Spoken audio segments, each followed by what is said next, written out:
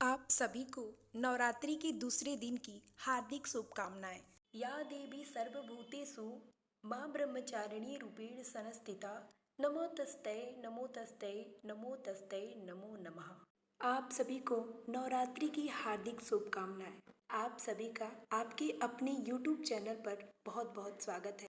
आज की वीडियो में आप सुनेंगे मां ब्रह्मचारिणी की कथा, मंत्र और पूजा का लाभ। सबसे अंत में पूजा के बाद किए जाने वाली क्षमा याचना। माँ दुर्गा की 9 शक्तियों का दूसरा स्वरूप देवी ब्रह्मचारिणी का है। यहाँ ब्रह्मा शब्द का अर्थ तपस्या है। ब्रह्मचारिणी अर्थात तप की चारिणी, तप का आचरण करने वाली। शारदीय नवरात्रि शुरू हो चुकी है। आज नवरात्रि का दूसरा दिन है। नवरात्रि का संस्कृत शब्द है जिसका अर्थ होता है 9 रातें, और 9 रातों में 10 दिन के दौरान देवी शक्ति के 9 रूपों की पूजा की जाती है और 10वां दिन दशहरा मनाया जाता है। माँ दुर्गा की 9 शक्तियों का दूसरा स्वरूप देवी ब्रह्मचारिणी का है। यहाँ ब्रह्मा शब्द का अर्थ तपस्या है।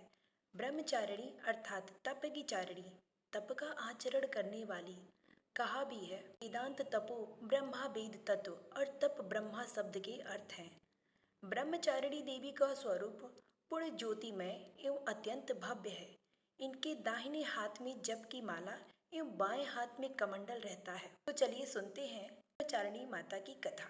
अपने पूर्व जन्म में जब ये हिमालय के घर में पुत्री के रूप में जन्म हुई थी, तब नारद के उपदेश से इन्होंने भगवान शंकर जी को पति रूप में प्राप्त करने के लिए अत्यंत कठिन तपस्या की थी। इस दुष्कर तपस्या के कारण इन्हें तपचारिणी अर्थात ब्रह्मचारिणी नाम से अभिहित किया गया है।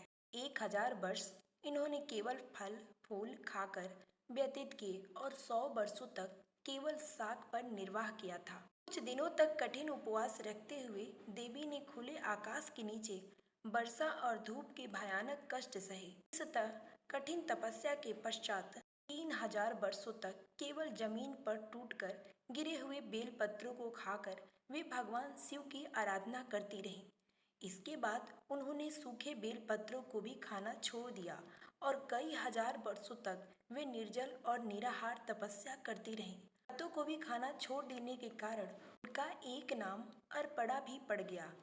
कई हजार वर्षों की एक कठिन तपस्या के कारण ब्रह्मचारिणी देवी का शरीर एकदम क्षीण हो चुका।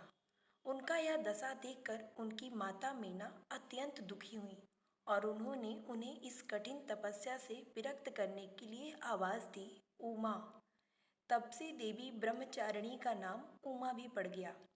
इनकी इस तपस्या से तीनों लोकों में हाहाकार मच गया। देवता, ऋषि, सिद्धगण, मुनि सभी देवी देवता ब्रह्मचारिणी की इस तपस्या को अभिभूतपूर्व पुण्यकृत बताते हुए उनकी सराहना करने लगे। अंत में पितामह ब्रह्मा जी ने आकाशवाणी के द्वारा उन्हें संबोधित करते हुए प्रसन्न स्वर में कहा, हे देवी, आज तक किसी ने ऐसी कठोर तपस्या नहीं की जैसे तुमने की। तुम्हारे इस आलोक कृत्य के चारों ओर सराहना हो रही है। तुम्हारी मनोकामना सर्वतो भावे में परिपूर्ण होगी। भगवान चंद्रमौली शिव जी तुम्हें पति रूप में प्राप्त अवश्य होंगे।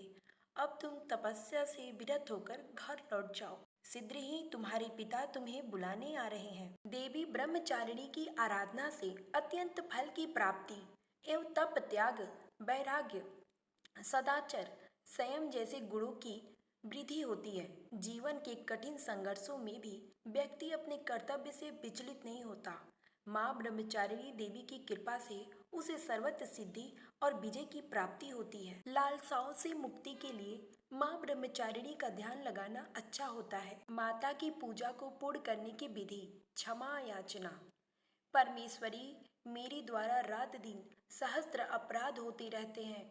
यह मेरा दास है, यह समझकर मेरे उन अपराधों को तुम कृपा पूर्वक क्षमा करो।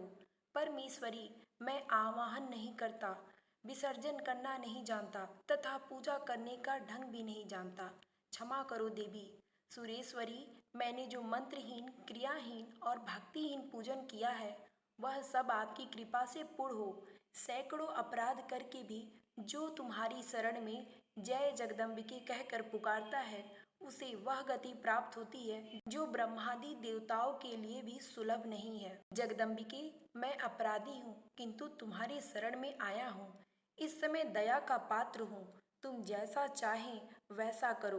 देवी परमेश्वरी, अज्ञान से, भूल से अथवा बुद्धि भ्रांत होने के कारण मैंने जो न्यूनता या अधिकता कर दी हो, वह सब क्षमा करो और प्रसन्न हो।